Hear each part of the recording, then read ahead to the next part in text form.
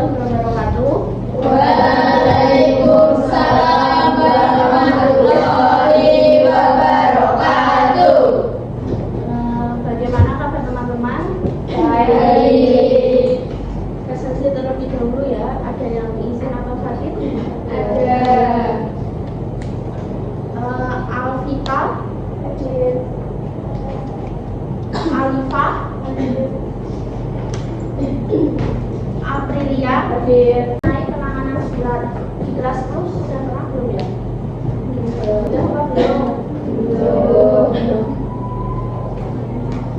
Jadi penanganan surat itu, kenapa kita perlu penanganan surat? Kenapa surat itu perlu? Kan kita membuat surat. Setelah membuat surat itu, selanjutnya bagaimana? Yang bisa menjelaskan?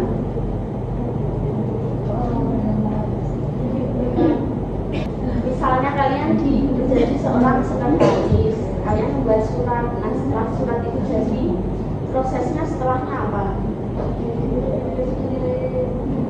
Nah sebelum dikirim itu ditulis di mana dulu?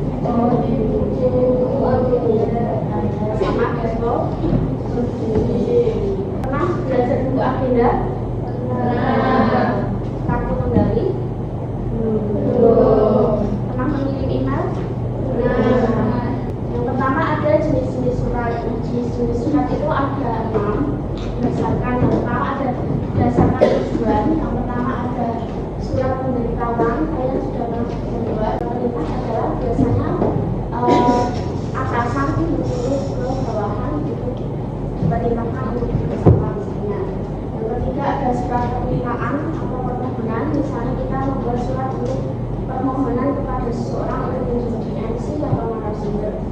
Namun selanjutnya berdasarkan tujuannya itu ada 3. Yang pertama kartu pos. Ada yang pernah tahu kartu pos? Kalau bedanya sama warta pos itu, kalau kartu pos itu bisa dilihat di depan. Maksudnya kalau warta itu dimasukkan ke dalam, misalnya kita surat kan itu pasti di tempat coklat itu kan. Jadi kalau warta itu dimasukkan, kalau kartu pos itu di luarnya. Dan selanjutnya surat bersambung itu surat dengan jumlah banyak, terus dilipat-lipat dimasukkan ke amplop, itu namanya surat bersambung. Nah yang ketiga ada terakhir berdasarkan jangkauan. Yang pertama ada surat internal. Surat internal itu masih dalam satu lingkup organisasi. Misalnya kalian divisi pemasaran mau mengirimkan surat ke divisi yang lain. Kalau surat pemberitahuan itu bisa keluar selain organisasi, tidak organisasi. Tentang tadi jenis surat ada yang mau ditanyakan? Selanjutnya ada pola dan sistem dalam penanganan surat. Sebelumnya pernah dengar pola sentralisasi dan desentralisasi? Kalau sentralisasi itu terpusat di suatu divisi. Kalau desentralisasi itu ke bagian-bagian, misalnya yang pokok itu sekretaris, tapi bagian per bagian atau per divisi itu masih memiliki apa ya istilahnya adminnya masing-masing, nanti dihubungkan ke sekretaris. Yang selanjutnya ada sistem tadi ada buku agenda, kartu kendali, dan kartu korespondensi. Nah kalau buku agenda bentuk seperti buku sudah pernah lihat kan. Dan yang kedua ada kartu kendali itu cuma selembar gitu. Nah kalau kartu korespondensi sama dengan kartu kendali, tapi untuk pembelajaran hari ini kita fokus ke buku agenda dan kartu kendali. Selanjutnya perbedaan sistem buku agenda dan sistem kartu kendali. Ada yang mau membacakan? Carla.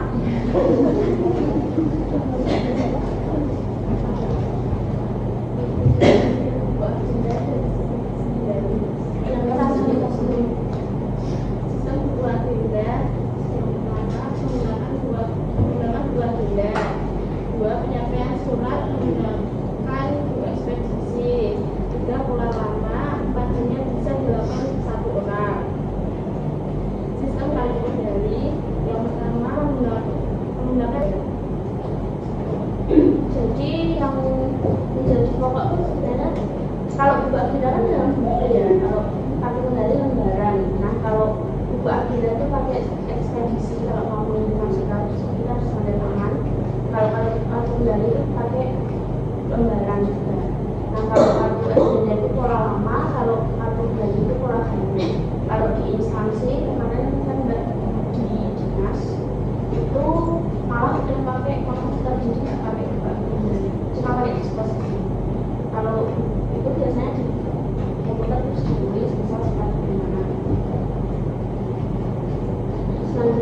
ada penanganan surat masuk dan keluar sistem buku agenda. Nah, buku agenda itu ada buku agenda tunggal atau campuran.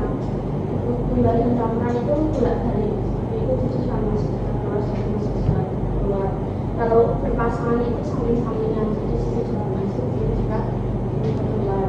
Kalau buku agenda tunggal itu bukunya terpisah, jadi keluar sendiri, masuk sendiri. Fungsi buku agenda pertama sebagai alat bukti keluar masuknya surat, yang kedua untuk mengetahui cepat untuk membantu dalam melakukan pencarian surat. Prosedur penanganan surat masuk dan keluar sistem buku agenda, proses dari surat masuk yang kalian tulis ke buku agenda itu prosesnya gimana? Ada yang bisa? Dulu Rania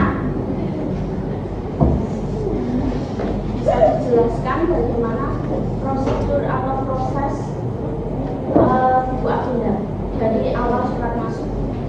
Ya, kita prosedur jadi kalau surat masuk itu kan pertama menerima surat.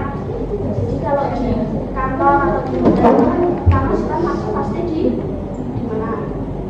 Di resepsionis. Nah, setelah itu resepsionis menerima, menyortir itu kita melihat ini surat dari mana, tanggal berapa, terus acaranya apa atau apa isi dari surat tersebut. Nah, setelah disortir dan tadi kita tulis di buku agenda. Setelah ditulis di buku agenda, kita arahkan surat itu tuh ditujukan untuk siapa. Kalau sudah kita kasih surat itu ke yang diarahkan tadi ke siapa. Nah, setelah itu disampaikan dan setelah disampaikan di arsip. Terus surat keluar harus salah dari bagiannya. Kalau surat keluar tadi ada yang memerintahkan untuk membuat surat, terus membuat konsepnya dulu. Nanti yang dari yang meminta itu mengakses dulu. Kalau sudah biasanya diparah, terus dikasih ke apa ya istilahnya pemetikan atau sekretaris lah sebenarnya, disuruh mengerjakannya. Itu nanti diteliti lagi apakah surat itu sudah rapi, penulisannya benar, bahasanya benar. Kalau sudah itu berarti paraf lagi yang sudah existing, baru dikirimkan dan digandakan untuk arsip. Yang selanjutnya ada kartu kendali. Fungsi dari kartu kendali yang sama buku agenda, yaitu untuk alat mengendali surat masuk dan keluar. Surat kendali nanti dikerjakan di buku sama elektronik. Jadi elektronik email surat yang kalian buat kemarin. Kalau email berarti surat keluar. Nanti emailnya ke email nanti ada. Kalau teman aja gimana? Ya nggak apa-apa, gue ya.